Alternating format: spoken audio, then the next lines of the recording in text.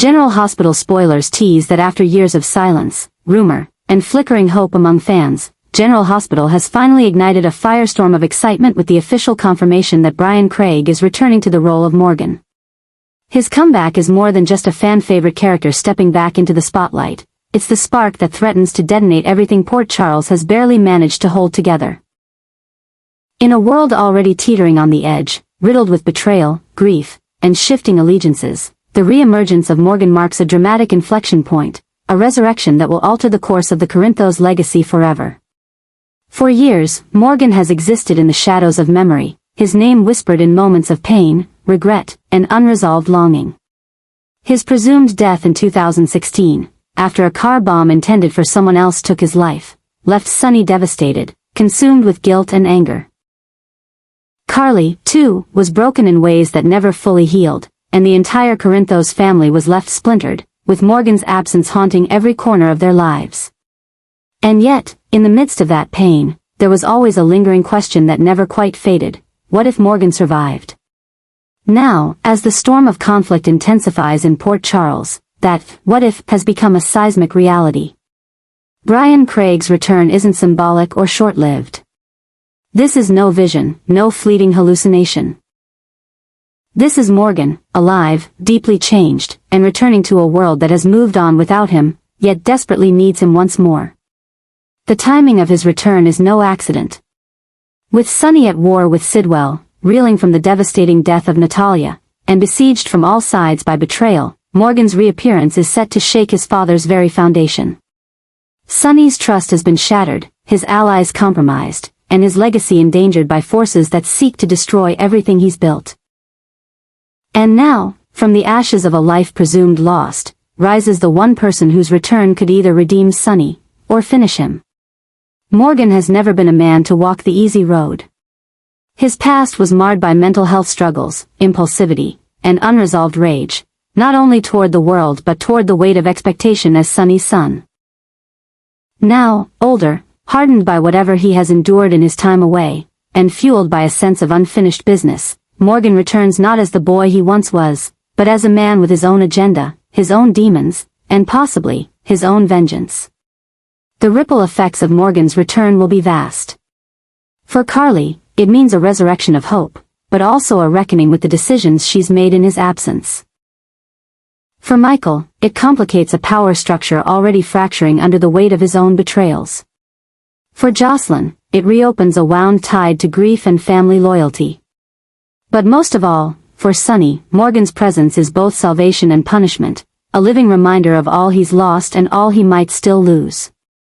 What remains unknown is just how Morgan survived. Was he taken? Did he fake his death to escape the pressures of the Corinthos name? Has he been manipulated by Sidwell or another unseen hand?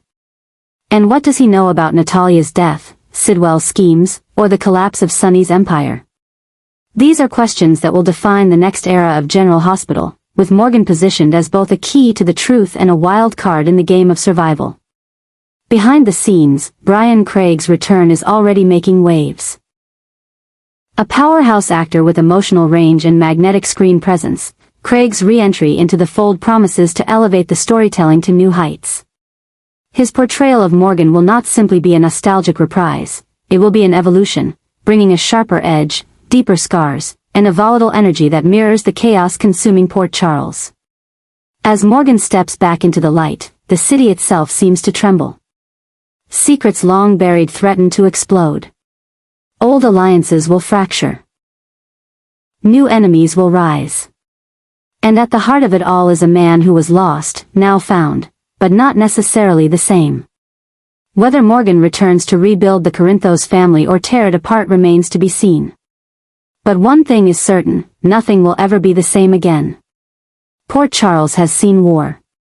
It has seen tragedy, betrayal, and redemption. But never has it seen the return of a soul so broken, so pivotal, and so unpredictable. Bryan Craig as Morgan is back, and the reckoning has begun. The city of Port Charles was gripped in a tense, unrelenting silence, the kind that follows ruin before it screams. Sonny stood alone in the dim shadows of his living room, weighed down by everything that had crumbled beneath him. Natalia's death had not only devastated his family but destabilized the very foundation of the Corinthos organization. The betrayal by Paul and Peter, the guards he had trusted, turned out to be Sidwell's embedded agents, sent not only to dismantle his empire but to twist the knife into every remaining loyalty Sonny believed he had. The darkness seemed impenetrable until a presence re-entered his life that once defined both his deepest pain and his greatest hope. Morgan emerged from the silence like a phantom at first, a living echo of a son presumed dead, swallowed by the explosion that had changed everything years ago. But this time, Morgan was not a vision or hallucination. He was flesh, real, scarred by survival, and forged by secrets he had been forced to carry since the day of his disappearance. His return was not just a miracle, it was a reckoning. He had not been killed as they all believed. He had been hidden, his death faked and manipulated as part of Sidwell's broader plan to unmoor Sonny completely. Morgan revealed the truth with every detail, of years lived underground, watched, threatened, manipulated, until the moment he escaped. The rooftop moment when Sonny nearly threw himself into death had been a signal, not just emotionally but spiritually. Morgan saw it, felt it, and decided to come home. His return ignited something in Sonny that had been long buried beneath rage and despair. The father he had once been struggled to reach the surface as Morgan explained that Sidwell's conspiracy extended beyond fake autopsies and tampered evidence. It was psychological warfare. Natalia's death had been manufactured, her drink poisoned to pin the murder on Sonny, with Paul planting evidence and Peter recording audio of Sonny's voice to frame him. It wasn't just a vendetta. It was the careful deconstruction of a legacy. Morgan brought proof. And more than that, he brought a plan. With Jason's strategic mind, Carly's relentless pursuit of truth, Brick's technological surveillance, and Morgan's inside knowledge, they would orchestrate a counterattack unlike anything Port Charles had seen. Not through violence, but through truth weaponized with precision. Morgan volunteered to break into Sidwell's safe house. He had done it before, cloaked in disguise, evading detection, slipping into cracks left by arrogance. Sonny, torn by the fear of losing his son again, hesitated, but Morgan insisted. He wasn't a boy anymore. He was a survivor, and he would not let fear keep him from justice. He infiltrated the compound, bypassed biometric locks, stole digital blueprints of the conspiracy, and barely escaped a gunfight that left him bloodied and breathless, but victorious. The evidence revealed every dark thread. Sidwell's payments to judges, bribes to hospital coroners, text logs between Peter and Felty about leaking Natalia's cause of death, and even surveillance footage showing Paul entering Natalia's room on the night she died. With the files decrypted, Carly and Jason moved quickly. They sent anonymous packages to reporters, filed complaints to federal authorities, and handed over damning evidence to internal affairs. Brick hacked into Sidwell's offshore accounts and froze them.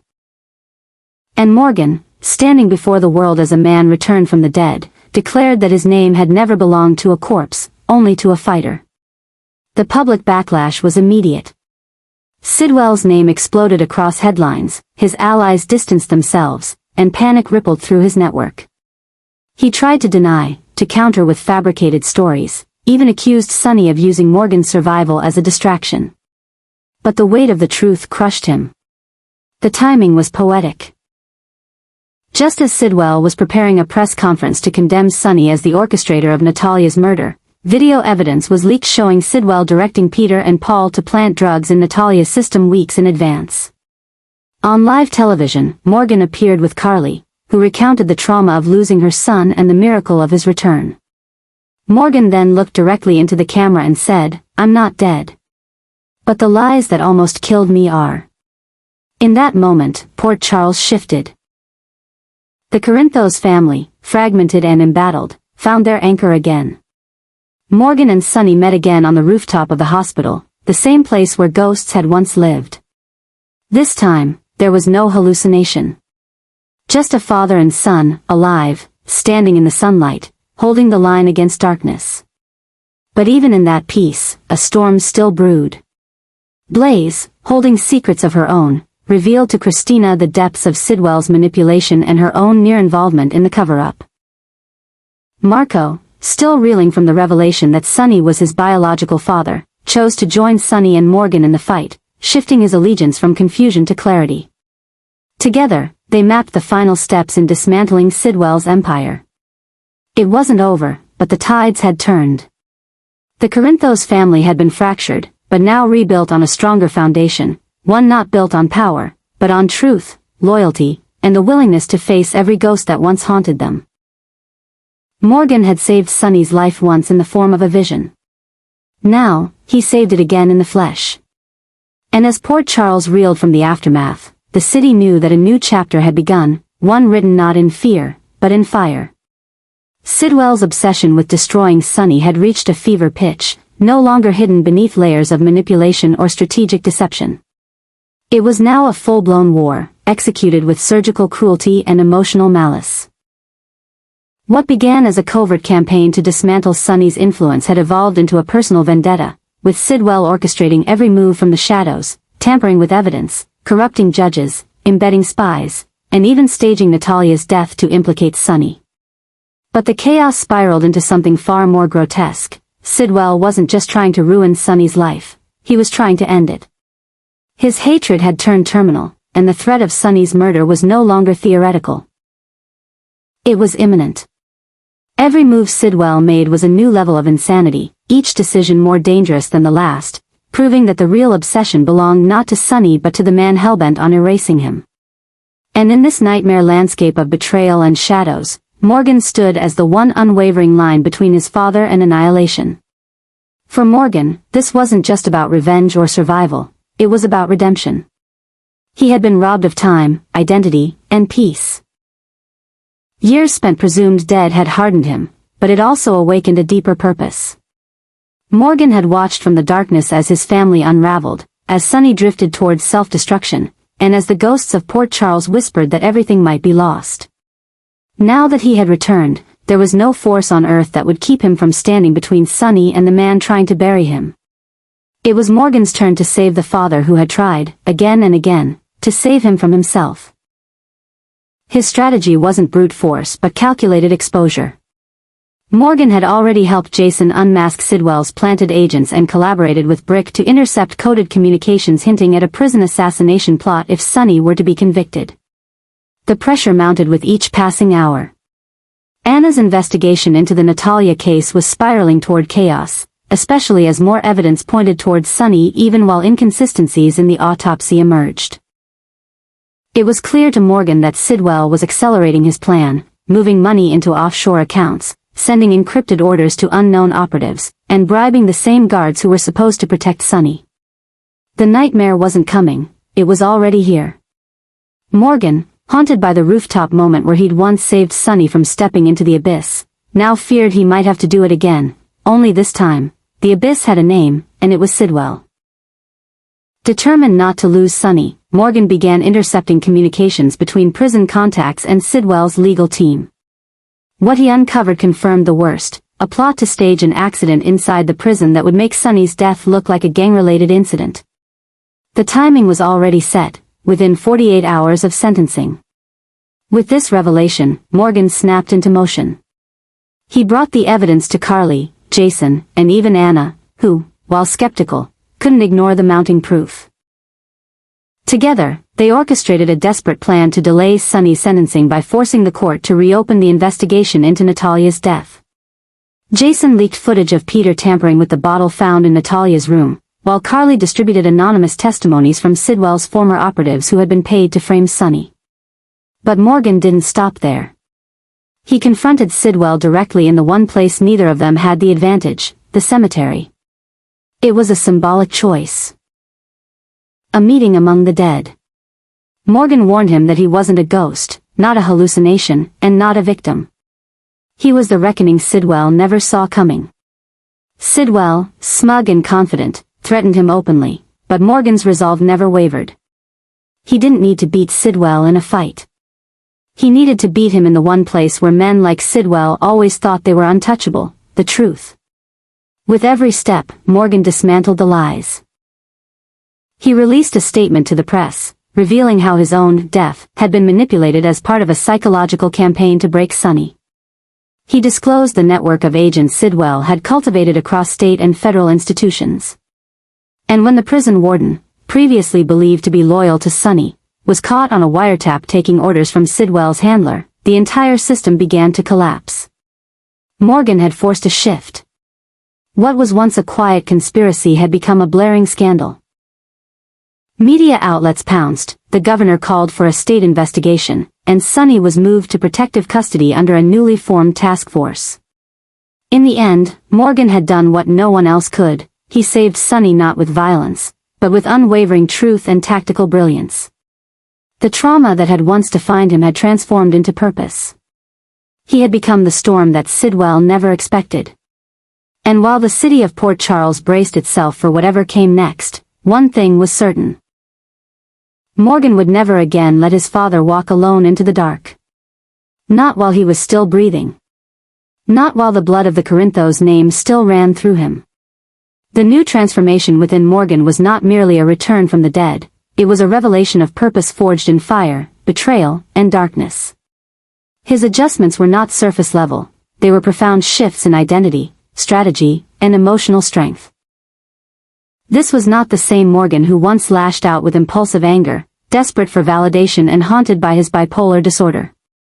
This was a Morgan reborn through torment, sharpened by isolation, and now anchored in a relentless mission to not only protect Sonny but to destroy Sidwell from the inside out. The psychological recalibration he had undergone was staggering. Every step he now took was measured, every word carefully chosen, and every tactic designed with surgical precision. That evolution itself was one of the biggest shocks Port Charles had seen in years, because nobody expected Morgan to return not as a victim or ghost but as a force of war. This adjustment triggered a ripple effect of terror through the corridors of power. Sidwell, once confident that Morgan was buried in history, now found himself at the mercy of someone who understood not only his public face but his shadows. Morgan had become Sidwell's mirror. The reflection of a man who could no longer hide behind plausible deniability or bought loyalties. Morgan began exposing weak points, dismantling networks Sidwell had cultivated for years. It was a strategic war, fought not only in courts or prisons but in secrets, coded threats, and deeply personal psychological pressure. The obsession Sidwell once reserved for Sonny now twisted toward Morgan, who had suddenly become his greatest threat. The battles between them escalated from whispers to detonations. Morgan's intelligence network, aided by Jason and Brick, uncovered the extent of Sidwell's control, tampered police files, threats against judges, and coordinated media campaigns designed to bury the Corinthos name forever. But Morgan pushed back, refusing to be broken. He appeared on camera, raw and unapologetically vengeful, delivering a message not just to Sidwell but to every shadowed enemy watching. He was alive, he was aware, and he would not stop. That announcement alone caused panic behind closed doors. Morgan's re-entry into the war wasn't a flare, it was a thunderclap. Sidwell, for all his cunning, had never dealt with a Morgan like this, someone who blended emotional trauma with icy composure, someone who could destabilize entire systems without firing a shot. The obsession to eliminate Sonny now spiraled into something even more unstable. A twisted need to annihilate Morgan, not just physically, but symbolically. Sidwell ordered surveillance on Morgan's movements, tried to discredit him as delusional, even sent operatives to rattle those closest to him, Christina, Sasha, even young Wiley. But Morgan anticipated every move, staying 3 steps ahead, turning every assault into a trap. He manipulated Sidwell's men into betraying him, leaked false information to draw him out, and finally uncovered recordings of Sidwell ordering Natalia's murder and the framing of Sonny. And yet, the most terrifying element of this war was how personal it had become. Morgan wasn't fighting for redemption anymore, he was fighting to prevent history from consuming another generation. He wasn't just haunted by the rooftop where he saved Sonny. He was now haunted by the knowledge that if he failed, that rooftop might repeat itself. His own near-death experience had etched into his soul that Port Charles was a battlefield soaked in the blood of second chances, and that sometimes the only way to protect family was to become a monster your enemies couldn't predict. This was no longer just about Morgan versus Sidwell. It was about legacy, justice, and preventing a darkness far deeper than prison or death. The obsession between Morgan and Sidwell had turned into a vortex, pulling in everyone around them: courtrooms, hospitals, families, allies. Their war destabilized Sonny's organization, shook Anna's investigation to its core, and forced figures like Carly, Christina, and Michael to choose sides in a way that divided loyalties and risked everything. Morgan's adjustments were not just personal evolution. They were the catalyst of a new chapter in Port Charles where fear no longer belonged only to Sonny's enemies. Now, the most dangerous man in town wasn't the one wearing a tailored suit and smiling in public hearings. It was the ghost who came back with fire in his blood and war in his mind. And his name was Morgan.